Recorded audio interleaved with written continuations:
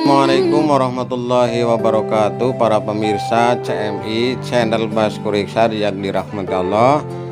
Pada kesempatan ini saya akan menyampaikan tuntunan tarjih mengenai sholat gerhana di masa pandemi. Oke, saya bacakan seutuhnya, nanti kita lihat peragaannya. Islam mengajarkan bahwa gerhana matahari dan gerhana bulan adalah peristiwa astronomi yang merupakan tanda-tanda kebesaran Allah. Tidak ada kaitan dengan nasib buruk seseorang atau suatu negara. Sejumlah peristiwa gerhana matahari telah terjadi di Indonesia, baik gerhana matahari total, gerhana matahari sebagian, gerhana matahari cincin, gerhana bulan total maupun gerhana bulan sebagian. Peristiwa gerhana tersebut harus disikapi secara ilmiah dan dituntunkan untuk berzikir melalui sholat gerhana. Waktu sholat gerhana dan orang yang dapat mengerjakannya.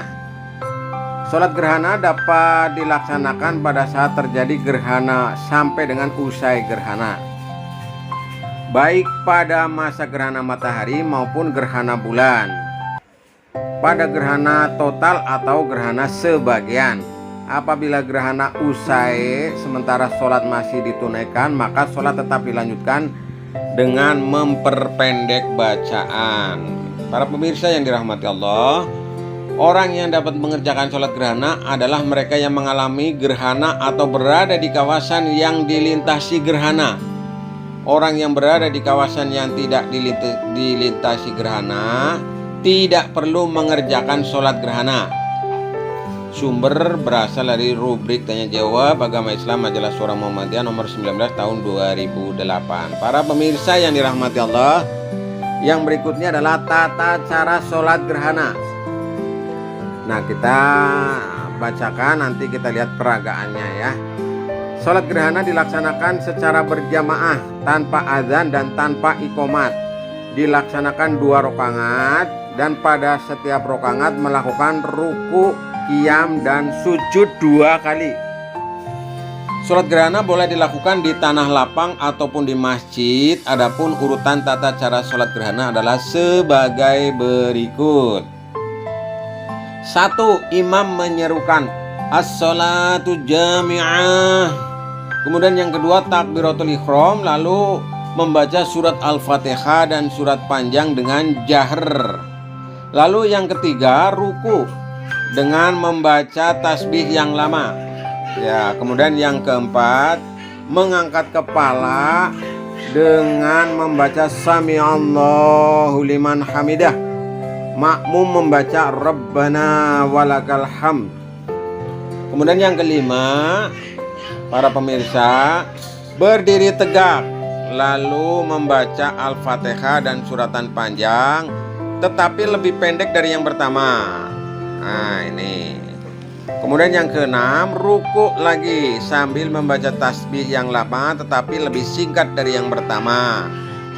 Kemudian yang ketujuh, bangkit dari ruku dengan membaca sami'allahu liman hamidah, membaca Rabbana walakal hamd. Lalu yang ke-8 sujud, yang ke-9 duduk di antara 2 sujud, yang ke-10 sujud lagi, kemudian yang ke-11 bangkit dari sujud, berdiri tegak mengerjakan rakaat kedua seperti rakaat pertama tadi ya, para pemirsa yang dirahmati Allah. Kemudian yang ke-12 adalah salam, assalamualaikum ke kanan dan ke kiri.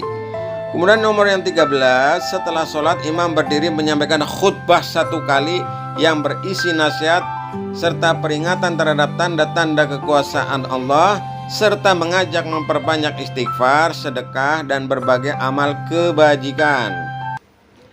Pada masa pandemi COVID-19, sholat sunat termasuk sholat gerhana sebaiknya dilakukan secara berjamaah di rumah masing-masing bersama keluarga. Ayah sebagai kepala keluarga dapat menjadi imam dan khotib sesuai kemampuan masing-masing, baik dalam pilihan surah maupun ketika berkhutbah. Nah, ini para pemirsa yang dirahmati Allah, tata cara sholat gerhana ya. Nah, sekarang kita lihat, coba kita klik peragaannya ya. Kita lihat peragaannya. Ini ada gambarnya, bagaimana urutannya.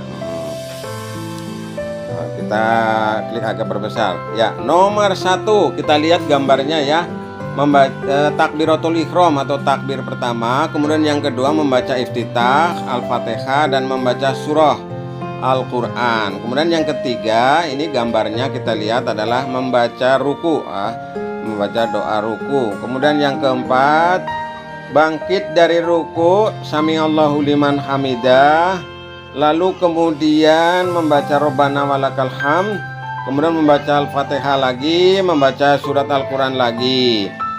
Setelah itu nomor 5 kita lihat membaca doa ruku ya, kemudian bangkit lagi, samiallahu liman hamidah, Rabbana walakal hamd atau i'tidal. Kemudian nomor 7 ya, nomor 7 adalah sujud ya, sambil membaca doa sujud. Kemudian nomor 8 membaca doa duduk di antara dua sujud. Dan nomor 9 membaca doa sujud kembali. Nah, setelah itu nomor 10 pada rakaat kedua ya, berdiri lagi di rakaat kedua, dikerjakan sebagaimana rakaat yang pertama, nomor 2, 3, 4, 5, 6, 7, 8 sampai dengan 9. Nah, yang berikutnya adalah membaca doa tasyahud akhir. Dan yang ke-12 membaca salam ke kanan dan ke kiri. Nah, setelah itu khutbah sebagaimana yang tadi sudah kami sampaikan. Demikian para pemirsa yang dirahmati Allah, tuntunan tarjih mengenai sholat gerhana di masa pandemi. Semoga bermanfaat. Assalamualaikum warahmatullahi wabarakatuh.